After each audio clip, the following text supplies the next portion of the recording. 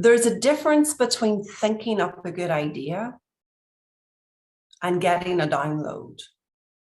Now, some of you mightn't relate to the word getting a download. We might call this getting an inspiration, feeling an inspiration, going in an inspired direction, getting an insight.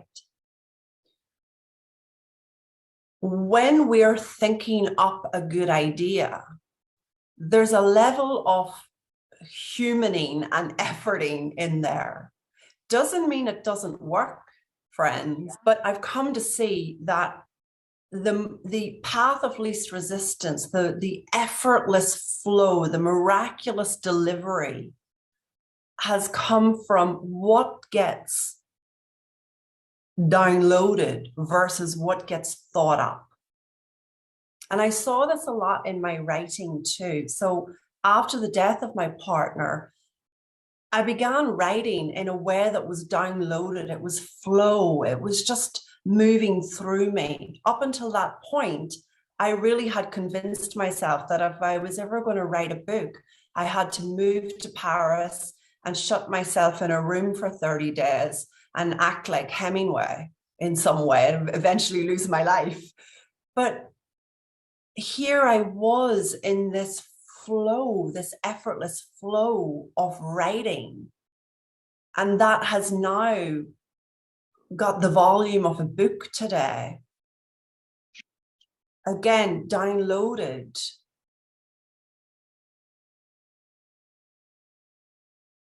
If I think about my current group program alongside my colleague and collaborator, Dominic Scafidi, you may have read the story about that. I was just at a point in my business where I thought to myself, I just want to do something fresh, but I don't know what it is. And I'm walking the streets of London on a little holiday, a little jaunt for myself, treated myself to that. And I kept hearing, you're living miraculously. You're living miraculously, Grace. And I got that download. That's a program. Today, that's our biggest selling program, going into the 4th round of that program with over 111 people. When I first started my business, 10 years ago, way back, and I was watching these other coaches doing their thing, and I was really inspired by them. I got the download, work with her.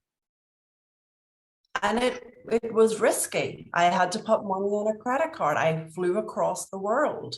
I had to hide it from my parents. You know, I had to be all the things that you weren't supposed to do as I was growing up, I went and did it because I got the download. Go and do that. Now, again, let's come back to, well, where does that come from? It comes from you being in a quieter space.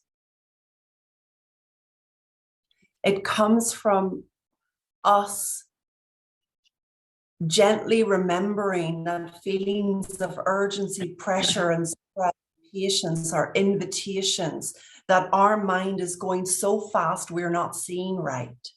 So let's step back. Let's take the foot off the gas, counter to the American hustle, European hustle. It's everywhere. It's not just American, but counter to that hustle, taking our foot off the gas instead of putting it down harder.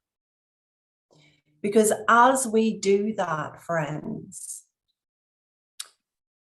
we quieten down a bit.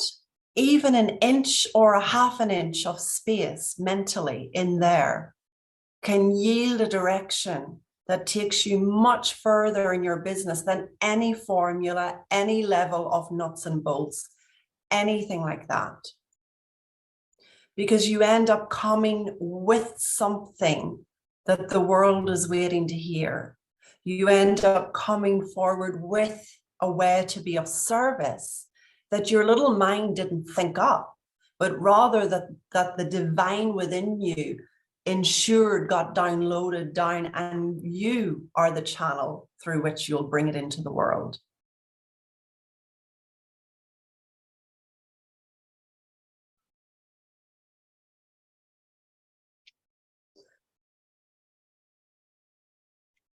I've made siesta an essential ingredient in my business life. I've made lying on the couch, even if it has to be for days on end, wondering what's next, an essential ingredient in my business. That power of taking the foot off the gas and allowing ourselves to rest in the now,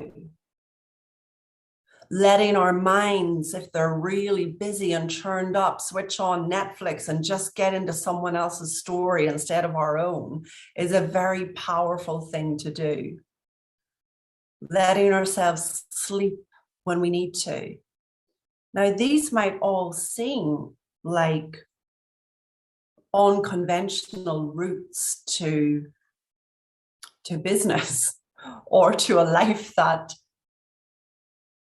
yields results. But I can promise you, as you begin to live from this quieter space, free from urgency and stress, efforting and pushing, then you live in more of an aligned energy. And in that energy, opportunities, situations are drawn to you, ideas and services and programs are downloaded within you. Your job is to catch those. Our job is to catch those. For me, it's still a job too, to catch it. And we can't catch the beauty of that. We just keep going, busy, full, worry.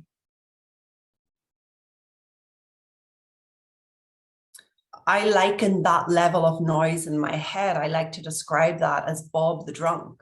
So if you imagine on every street corner in every big city, there's some poor drunk guy lying there drinking a bottle of something, shouting obscenities. And just as you would walk past him and you might pity him, or you might give him a few dollars, or you might, say hello and walk on, you definitely wouldn't go to him for advice. And yet, so often, Bob is there in our head screaming obscenities, drunk on his bottle of insecurity.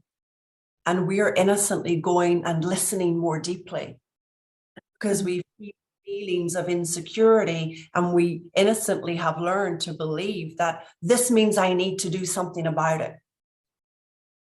It doesn't, friends. It's our alarm bell letting us know Bob has just kicked off.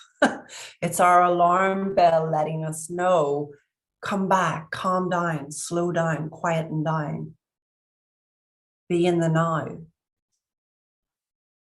That takes a certain level of trust. There's a level of trust that I've come to in my business. Part of that trust has come from risking things so highly and seeing how life supported that risk. I know for some of my clients, when I tell them the story of how I was due to be in New York City for an event and there was no money in my bank account and there was 24 hours to go, and 24 hours to go, I signed a new client and she promised that she was going to pay, and the money still wasn't there, but I got on the airplane anyway. And when I arrived on the other side, the money was in my account. Most people tell me I wouldn't have got on the plane, Grace. It has been doing things like that where I have noticed, wow, life really does support our decisions.